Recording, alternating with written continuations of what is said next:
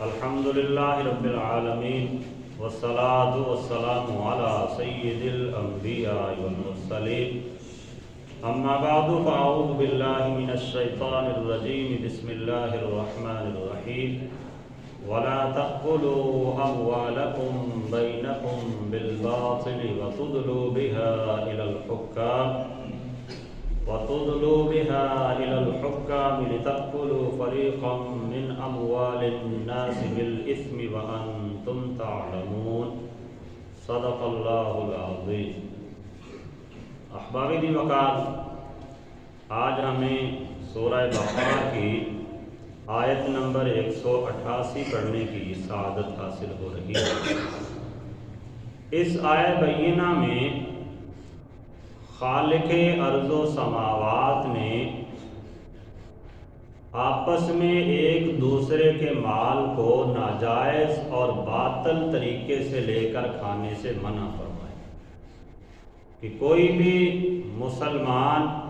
کسی بھی دوسرے مسلمان کا مال ناجائز طریقے سے حاصل نہ کرے۔ اگر وہ ناجائز طریقے سے حاصل کرے گا تو وہ گویا کہ حرام مال کھا رہا ہے، کسی کا حق کھا رہا ہے، جو دنیا و آخرت میں اس بندے کے لیے وبال جان بن جائے گا۔ تو بیان فرمایا وَلَا تَأْكُلُوا أَمْوَالَكُمْ بَيْنَكُمْ بِالْبَاطِلِ، اور ایک دوسرے کا مال آپس میں ناحق نہ کھاؤ۔ وَتُدْلُوا بِهَا إِلَى الْحُكَّامِ لِتَأْكُلُوا فَرِيقًا مِّنْ أَمْوَالِ النَّاسِ بِالْإِثْمِ وَأَنْتُمْ تَعْلَمُونَ، اور نہ بطور رشوت وہ مال حاکموں کو دو تاکہ تم جان بوجھ کر لوگوں کا کچھ مال گناہ کے ساتھ کھاؤ۔ تو ایک تو یہاں پہ پہلے یہ بیان کر دیا گیا کہ آپس میں ایک دوسرے کا مال باطل طریقے سے، ناحق طریقے سے نہ کھاؤ۔ اس کی بہت صورتیں بن سکتی ہیں کہ ہم کسی کا بھی مال اگر ظلماً اپنے قبضے میں لے لیتے ہیں تو یہ ناحق ہے۔ جیسے لوگ ایک دوسرے کی زمینوں پہ قبضہ کر لیتے ہیں، اور یہ اتنا سخت گناہ ہے، اتنی سخت اس کے بارے میں وعید ہے۔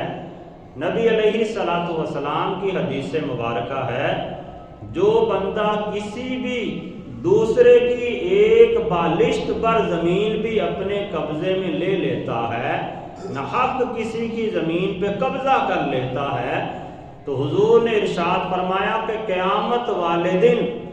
اس بندے کے گلے میں 7 زمینوں کا طوق بنا کے ڈال دیا جائے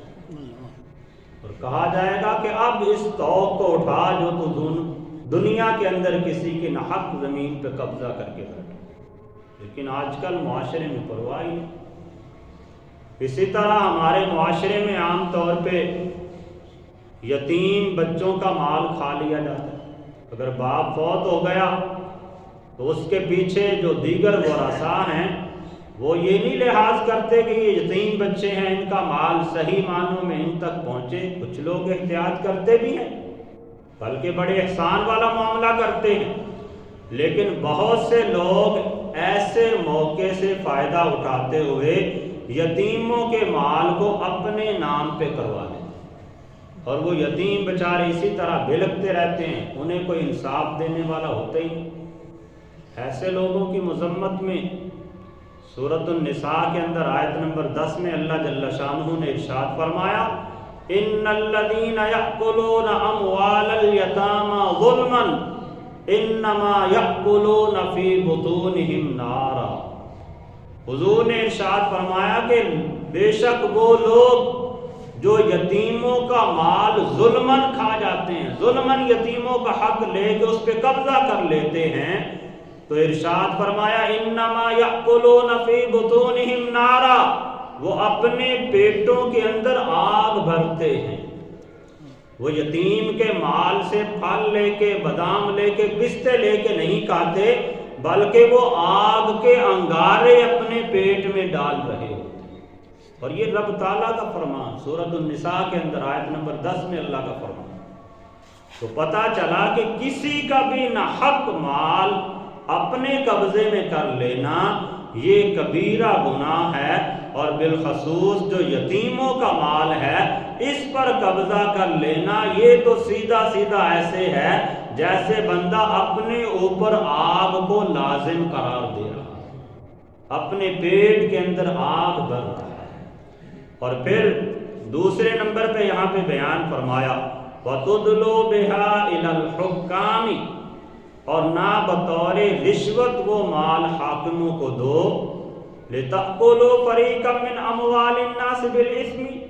تاکہ تم میں سے کوئی گروہ لوگوں کا مال گناہ کے ساتھ کھائے۔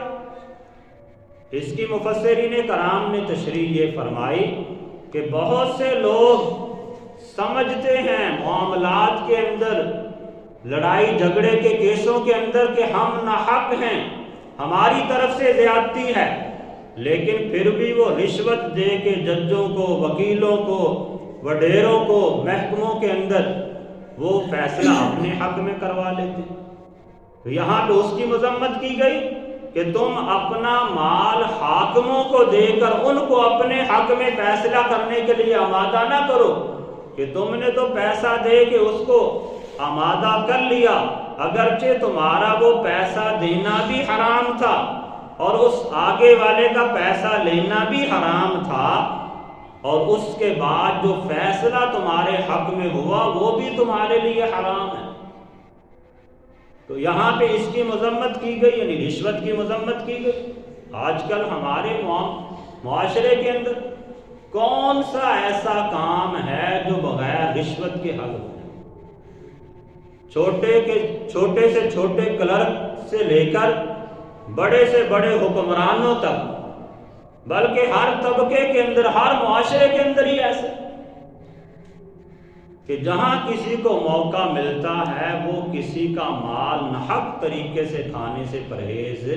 نہیں کرتا۔ تو اس چیز کی شریعت مطہرہ میں بڑی مذمت فرمائی، بلکہ جو رشوت دینے والا ہے اور لینے والا ہے اس کے بارے میں تو حضور کا فرمان ہے الراشی والمرتشی کلاہما فی النار، فرمایا رشوت دینے والا اور رشوت لینے والا دونوں جہنم کے اندر۔ یہاں پہ پہلے رشوت دینے والے کا تذکرہ کیا، پھر لینے والے کا تذکرہ کیا۔ پتہ چلا کہ جب تک بندہ رشوت نہیں دے گا تو اگلا کیسے لے گا؟ دینے والا پہلے دیتا ہے تو پھر لینے والا لیتا ہے نا۔ تو اس اعتبار سے پہلے دینے والے کا تذکرہ کیا، پھر لینے والے کا تذکرہ کیا، اور ارشاد فرمایا کلاہما فی النار، دونوں ہی آگ کے اندر،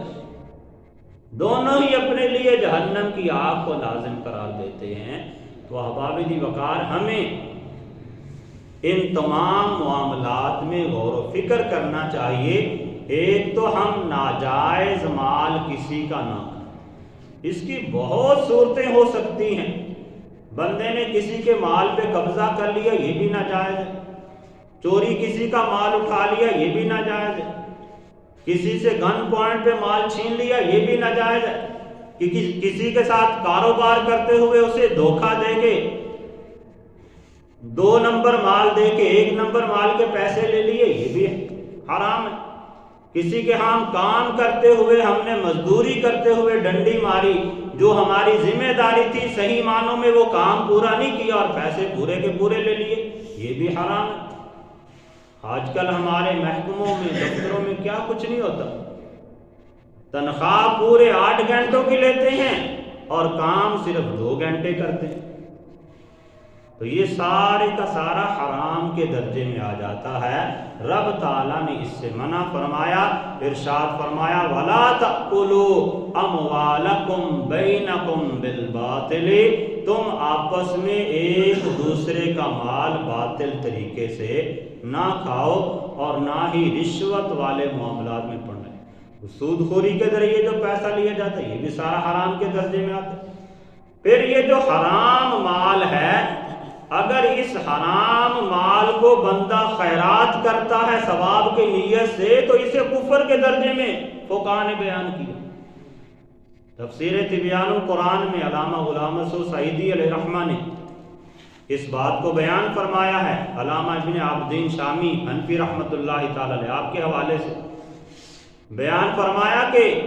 جس شخص کے پاس حرام کا مال ہو، اسے پتہ ہے کہ میں نے سود کے ذریعے حاصل کیا ہے، میں نے رشوت کے ذریعے حاصل کیا، میں نے دکانداری کے اندر ڈنڈی مار کے حاصل کیا ہے، پھر فرمایا وہ مال اللہ کی راہ میں خرچ کرتا ہے، اس پہ ثواب کی نیت کر لیتا ہے، تو فرمایا اس ثواب کی نیت کرنے کی وجہ سے وہ کافر ہو جائے، کیونکہ جب اس نے حرام طریقے سے مال کمایا، اب وہ اسے ثواب کی نیت سے دے رہا ہے، تو وہ گویا کہ حرام مال کو اپنے لیے جائز سمجھ رہا ہے، حلال سمجھ رہا ہے، اور اللہ کی حرام کردہ چیز کو اپنے لیے حلال سمجھنا یہ کفر ہے۔ اسی طرح ایک جزیہ یہ بھی بیان کیا کہ اگر کسی بندے نے فقیر کو کچھ مال دیا،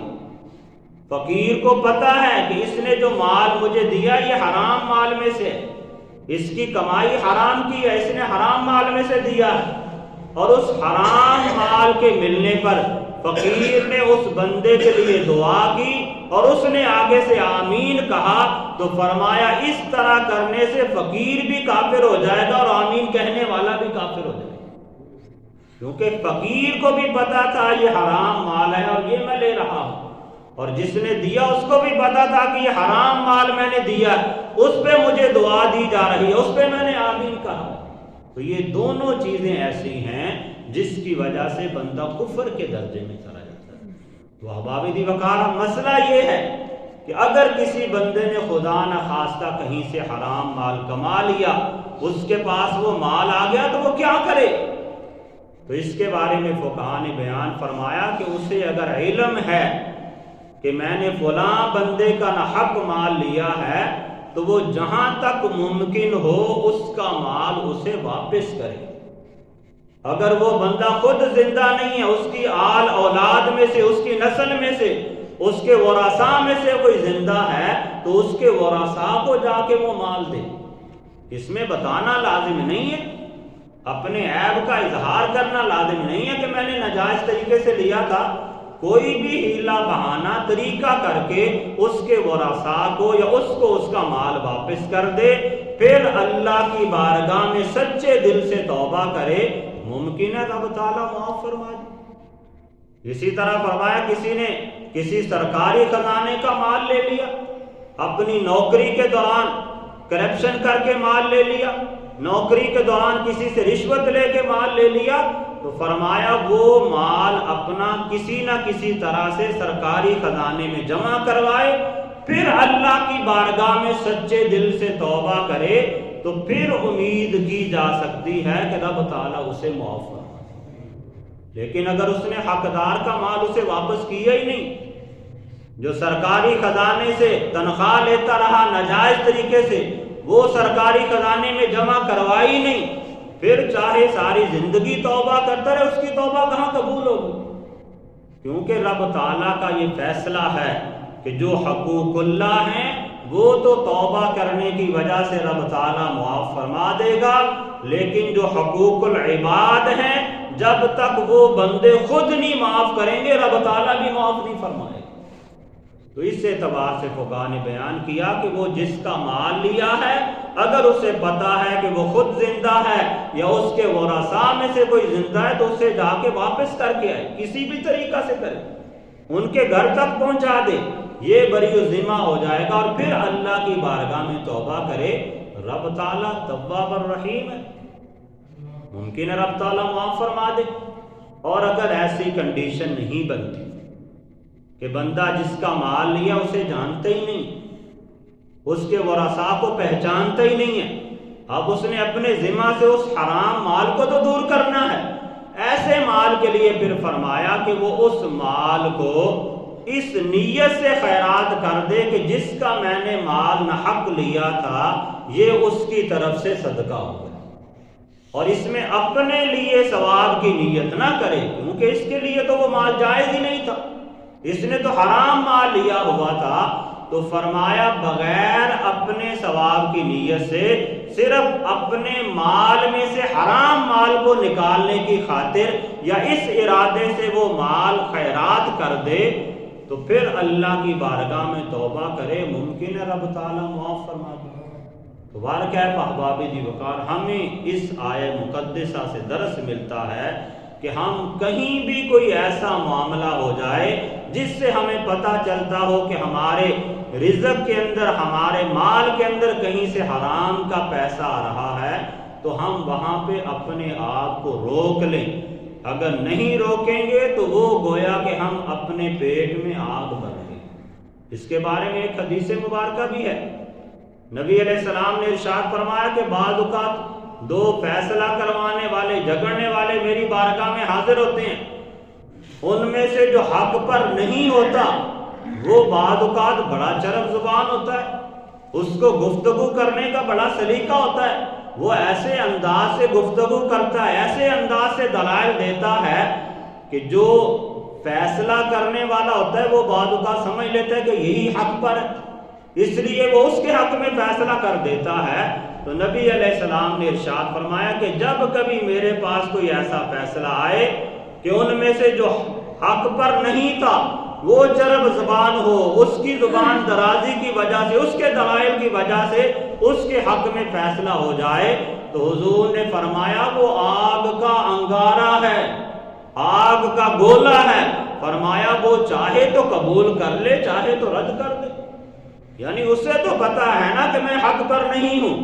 پھر بھی وہ کیس لڑے جا رہا ہے، پھر بھی وہ دلائل دیے جا رہا ہے، تو اس کے دلائل کی بنیاد پر اگر اس کے حق میں فیصلہ ہو بھی گیا تو حضور نے فرمایا وہ آگ کا گولا ہے اس کے لیے، اسے چاہیے کہ وہ اسے قبول نہ کرے، اپنی جان اس سے چھڑوا لے۔ لیکن ہم کیا کرتے ہیں؟ کسی سے ناحق کیس کر کے جیت جاتے ہیں، رشوت لگا کر، پیسہ لگا کر، اپنے تعلقات لڑا کر، اور پھر پھولے نہیں سماتے کہ ہم نے کیس جیت لیا، اور اس پہ کئی لوگ خیراتیں کرنا شروع کر دیتے ہیں۔ ان کا یہ خیراتیں کرنا بھی جائز نہیں، ان کا یہ کیس لڑنا بھی جائز نہیں، اپنا وقت برباد کرنے والی بات۔ تو اس لیے احباب دی وقار، دنیا داری کے معاملات میں اور مسلمانوں کے معاملات میں اس بات کو لازم پکڑنا چاہیے کہ کہیں سے کسی دوسرے کا حق میرے ذمہ میں نہ آئے۔ کہیں خود اپنا حق بندے کو چھوڑنا پڑتا ہے تو چھوڑ دے، اگر اپنا حق چھوڑے گا تو کم از کم گناہ گار تو نہیں ہوگا نا، لیکن اگر کسی کا 1 روپے بھی لے گا تو وہ اپنے لیے جہنم کی آگ کو تیار کرے گا۔ اللہ تعالیٰ کی بارگاہ میں دعا ہے کہ اللہ تعالیٰ ہم سب کو عمل کی توفیق